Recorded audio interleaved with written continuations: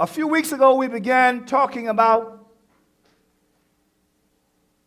this topic called Today is My Day. And I want to begin from there, but I want to give you a different sermon title today, one more simpler that you can remember, even simpler than that. But I want to remind you of some things that we talked about on the last time that we spoke. Thank you, Clyde. We talked about the fact that this layman had limited expectations from people, Bodie. Nobody ever expected him to be any better than he was. What they expected him to do for the rest of his life was to be a beggar. Can I tell you that there are people that are in and around your life that have limited expectations for you? They don't expect you to go no further than they went. Can I tell you today that you got family members in your family, this might hurt some of your feelings, but in your family that do not expect you to go no further than they went. People shape you up. They say things like, nobody never went this far in our family. Can I tell you that I became the pioneer of my family? Traveled more than everybody else, and I intend to travel. I intend to see more because we will not be boxed in as a people. They say that you will not be any further. You will not go any further. You will not be better than this. In fact, when I came out of school, someone said, if you could get saved, then God could save anybody. Somebody said to me, I told you before, their marriage didn't work. They married young. They said, the woman looked at me, she said, that's not going to last. I said, why? Because mine didn't last. So because her marriage didn't last, I don't know her, never see her before, never saw her afterwards. But her mind was made up that anybody who married young, their marriage would not last. But that devil is a liar. It's almost been 17 years since I've been married to the same woman. So now people have limited expectations for your life. You will never be more than a sales clerk. You will never be. Sam and I was talking about a lady, and I say, Sam, that cannot be God's best. All of her life she worked in a retail store. All of her life she served people, not the supervisor, not the manager. She just was there, and she cannot afford to retire. And so now her children take on the system of being in bondage. The expectation for them is, well, you can't go no higher than me. And where are you? You're the two. So it says that the people who are under you cannot go any higher. This man, they had limited expectations for him. Nobody ever expected him to go any further. He was never supposed to go into the temple. In fact, they dropped him there every day. The next thing we talked about was exploitation in the church. They exploited this man. You know how some of us go.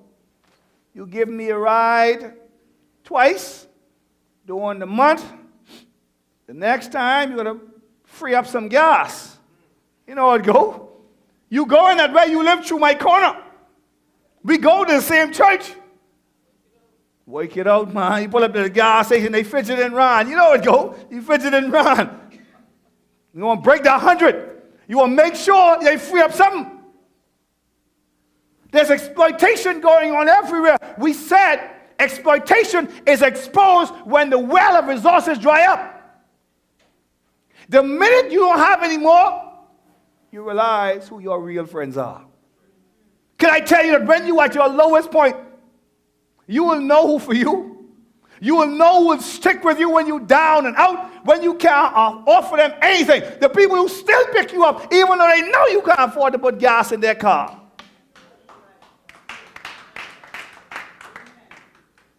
The people who work with you no matter what you go through, and they know you can't afford to pay them back. They work with you. So now they exploited this man. They brought him to the temple. Sometimes, can I tell you, Elliclear, people let's get tired. Can I tell you that? Is that the truth? People let's get tired. Sometimes, can I make a confession to you today? Anybody, sometimes pastors get tired. Could I say that? I don't even want to look at the camera because they say, what kind of pastor is this? But sometimes I get tired. Thank you, Elder Claire. Hey, Gary, thank you. Sometimes I get tired. And sometimes you need a time out. And so now these people took him there every day. They left him, then they said, hey, listen, be coming back later on. What you got? Well, I only got $5 today. Well, buddy, you in trouble. Because I need something. Exploitation. I got to have something from you. So I can only imagine how if he never made enough to pay them sometimes, what they would do to him. Because what's the worst he could do to them? Sometimes when people know you can't do any better, when they realize that you cannot do any better, they seek to take advantage of you. Who am I talking to today? And so today I want to speak to you from a sermon title called Let It Go. Let it go. Let it go. I give you one even simpler than last time. Just let it go. When they realize that you cannot do any better, Donya, sometimes you at your lowest point when you need people, man. And this is the time when people cut up on you. You ever been down and out? Let me see your hand if you really been. I'm talking about down to your last 100. Pastor, put your hand down. Put your hand down. I ain't talking about down to your last 100. When you can say, boy, at least I got 100. You know, see Jason even wave his hand. Jason ain't know nothing about that, man. I know I'm down and out. When you don't have it. And you have to call someone who you know have it. One time I called this brother to ask him something. I was so low. Pastor, I called this brother to ask him for something. He just finished telling me about how he bought a house in the States. So I said, well, God, you're good. Well, I got money. So my $200 should be easy. What I need to be easy. He just buy a house in the States. Then he proceeds to tell me all the reason why he couldn't help me. And I'm saying to myself, I'm dying inside. Man, I need you now. All the time. Sometimes you really want to say it. Sometimes you really get upset and you really want to say it to them. Listen, man, all the time when I help your skin, I need you now. And so now he looks over at me and tells me every reason why he couldn't help me. And so now I walked away, still not getting the assistance that I needed. But what I did get was I got the ability to put people in categories in my life. There's some people who only belong in the scaffolding category. Some of you don't understand what that is. The scaffoldings are things that you use to help you build. You put them up to help you build. They're going to be there long enough for you to help you build. But when you finish building, the scaffold cannot stay in front of the building. You're still holding on to the scaffold when it's time now to paint the wall. Some people are in your life and they will find their way into the scaffolding category. You put them up, you do what you got to do, you take them down, and you store them. But then there are some people who are in your life forever. And who will do whatever it takes to stay with you. Who will see you at your lowest and say, you know what? They'll say something like this, Sam. It's not always going to be this way. Who am I talking to today? It's not always going to be this way.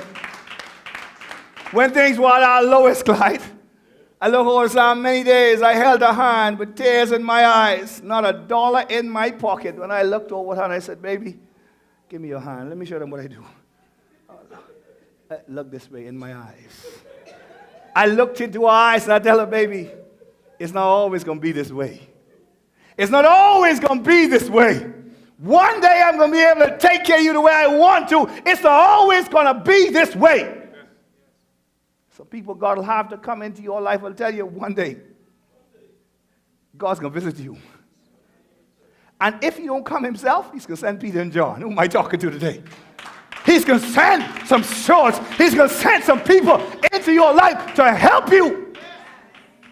Could I tell you that no matter where you find yourself, God has already drawn up a plan. Our plan is already cut and dry. It's already drawn up. It only takes for you to get in place to receive what God says you can have. Some of us love football. They draw plays. God loves people. I think God may love football too. You know why? God loves people of faith who move without the ball. If they draw up a play, run 15 yards down and cut, and the ball will meet you there. You don't need the ball in your hand when you leave. You just need to get there, and God will make a way for you. There's some people God will have in your life will be able to tell you, just get there, and God will meet you there. I came by to prophesy over you today to tell you, just get there. Just get there. No matter how it looks, just get there. Just get there. God will make a way. He'll make a way. He'll make a way. So now, after we talked about exploitation, I want to talk to you today about the sermon title called Let It Go. And many of you have not been in our Tuesday night sessions, and God gave this back to me. He says, take it to Sunday morning. Take it to the people to let them know how important it is. I want to drop it from this angle. The fact that this guy was being exploited. People did him wrong. Can you imagine how people looked at him? People look at him the same way they look at you when you're down and out. Years ago, I did electrical work at the Bahamas, Paris Island Credit Union. And it is amazing to see how people will not speak to someone who's doing work like a gardener. People walk straight past you. I'm kneeling down there fixing these lights. And I'm thinking, but they refuse to even speak to me. Isn't it amazing how some people who could be in the same shoe you're in could believe they're better than you? Am I talking to today, man? They're walking into this credit union to borrow money. Here I am outside here. One time the bill, Lady Bodie, was $3,000 to fix these same lights. I was so hot when they take them lights up. I was upset, man.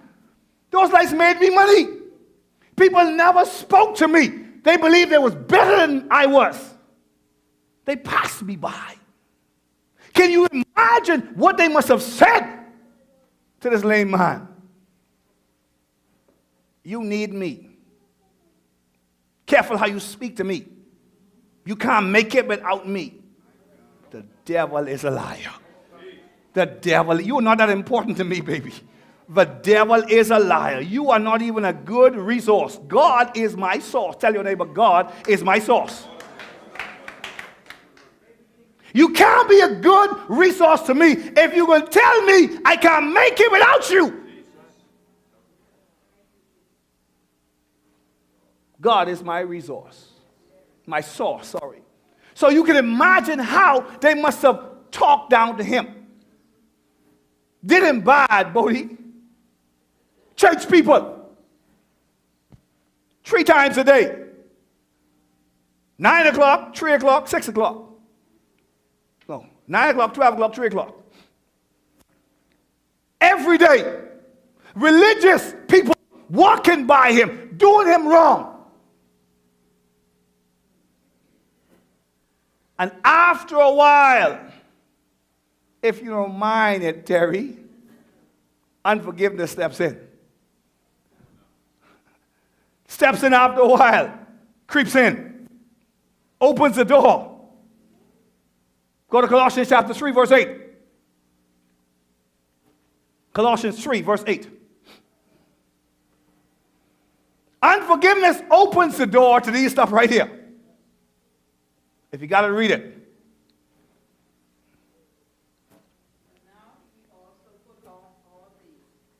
Stop.